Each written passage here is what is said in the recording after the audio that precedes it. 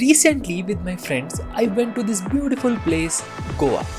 While we enjoyed the feel of nature and positive vibes of being together, there was one common thing that was coming up again and again in our discussions, and that was NFTs. What? You don't believe? See this. आशिक वाला अपने NFTs. And then I thought, let's make a video. So this video is all about explaining and answering questions on NFTs to my friends. Let's start. I thought for this video I'll explain you in some layman terms that what exactly is NFT. ठीक है, तो थोड़ा Hindi English में बोलेंगे ताकि सबको समझ आए. ठीक है, तो उसके लिए क्या है, ऐसे समझते हैं. ये 200 रुपए के नोट है. अब अगर ये 200 रुपए का नोट अगर मोनिका का है और अगर हम ये दोनों आपस में एक्सचेंज कर ले तो हम दोनों के पास 200 रुपए की ही वैल्यू रहेगी. ठीक है, वैल्यू सेम रहेगी, विच मीन्स हम एक्सचेंज कर सकते हैं. इसको कहते हैं फंजिबिलिटी होगी, कि ये चीज़ फंजिबल होगी. ठीक है, मोनिका को फर्क नहीं पड़ेगा कि उसका 200 रुपए का नोट में चेंज कर दूँ. अब मान लो फटा हुआ तो प्रॉब्लम हो जाएगी.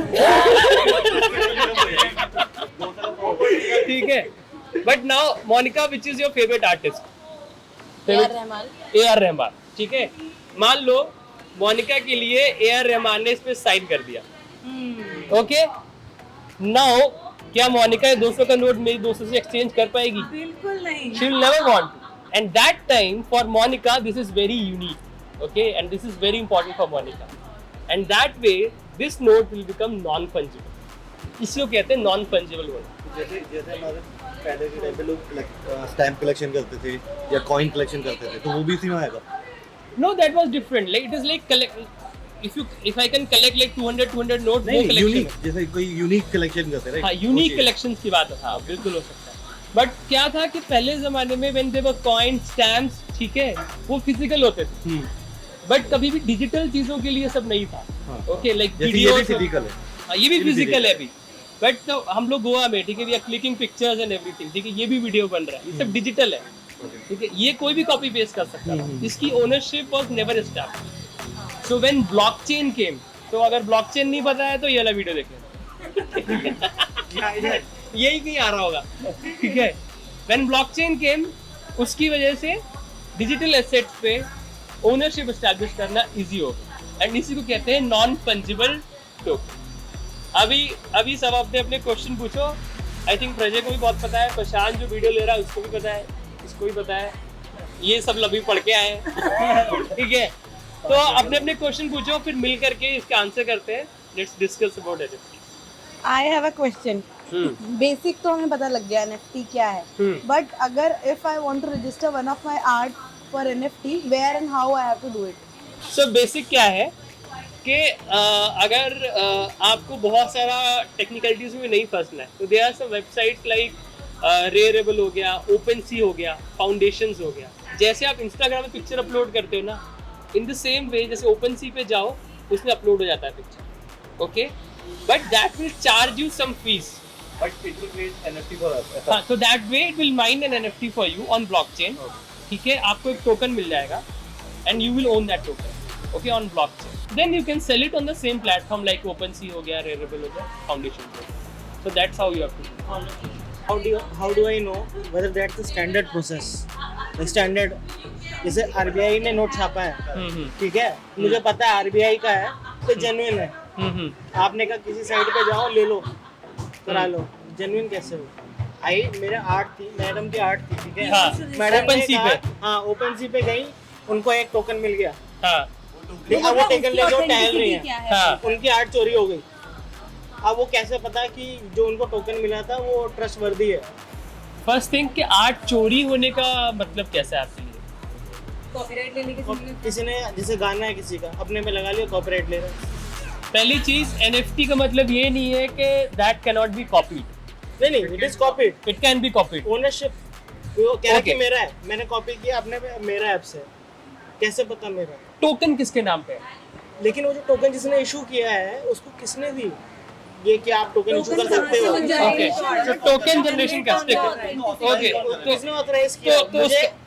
इसकी ओनरशिप ऑथराइज करने के लिए कौन किसने ऑथराइज ऑथराइज किया? ठीक है, ठीक है, ठीक है. तो इसका मैं छोटा सा सिंपल लेमन टर्म से बैकग्राउंड देता हूँ. ठीक है, क्या होता है कि ब्लॉकचेन में क्या हो रहा है कि बहुत सारे ट्रांजेक्शंस हर सेकंड पे ऐड हो रहे हैं। ट्रांजेक्शंस क्या है? मॉनेटरी ट्रांजेक्शन है, किसने किसको पैसा दिया, किसने किसको पैसा लिया, ठीक है, बेसिक लेजर, ठीक है, रिकॉर्ड ऑफ ऑल ट्रांजेक्शंस, ठीक है। तो ये ब्लॉकचेन, ठीक है। और कौन ब्लॉकचेन पे रिकॉर्ड ऐड और सेल कर रहा है? माइनर्स, ठीक है, जो दुनिया भर में मिलियंस ऑफ माइनर्स है, ठीक है। तो टू अप्रूव वन ट्रांजेक्शन आपको 51% से ऊपर अप्रूवल होना चाहिए माइनर्स का। इमेजिन, ठीक है, माइनस अदर वन जो बैठ के अप्रूव कर रहे हैं लेजर इसकी transaction.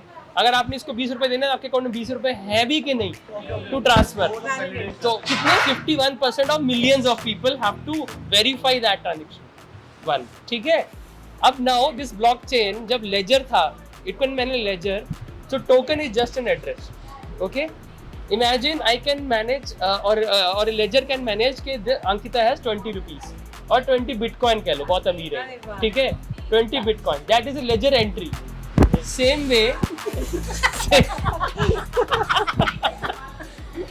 way blockchain can have entry कि Monica has a token for some NFT.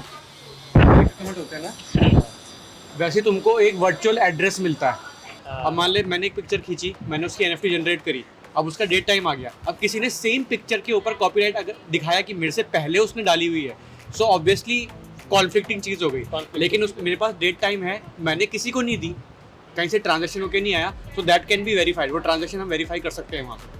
तो जब तक वो चीज़ वेरीफाइड नहीं होगी, कोई ऐसे मतलब वो कर नहीं सकता। ट्रेसेबल है एक अकाउंट से, यूनिक अकाउंट से, ट्रेसेबल टू ओरिजिन है, तो टोकन टैग हो जाएगा उस अकाउंट पे। हाँ, जैसे तुम कह रहे हो फोटो या वीडियो तुमने डिजिटली का टोकन बन गया, ठीक है, बट उस वीडियो को अगर कोई यूज कर रहा है, ठीक है, तो उसने एनएफटी में नहीं डाला बट यूज हो रहा है, वो पैसा कमा सकते हो उसके लिए, तो उसको तुम कैसे ट्रैक करोगे? नहीं, किसी ने अगर कल को पैसा कमा ले तो then you can claim right कि ये चीज़ मैंने बनाई हुई है, मेरे पास ऑलरेडी मैंने ये एनएफटी रजिस्टर कराई हुई है, ये डेट है और इसके बाद इन लोगों ने यूज करी and they had monetary benefits.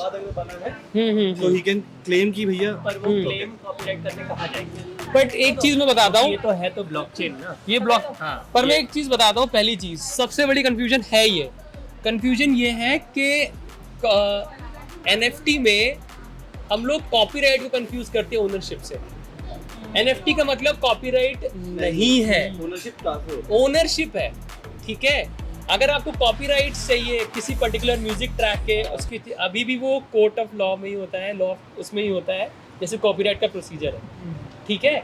But जैसे कि क्या एग्जांपल लेता हूँ मैं, आजकल लोग क्या कर रहे हैं, जो आर्टिस्ट है, जो म्यूजिक बना रहे हैं, ठीक है, वो लोग कॉपीराइट प्रूव करने के लिए यूट्यूब अपलोड कर देते हैं अनलिस्ट करके, एंड टू प्रूव कि हम ही ने अपलोड किया है अपने यूट्यूब चैनल पे, they have the time stamp and the date to show.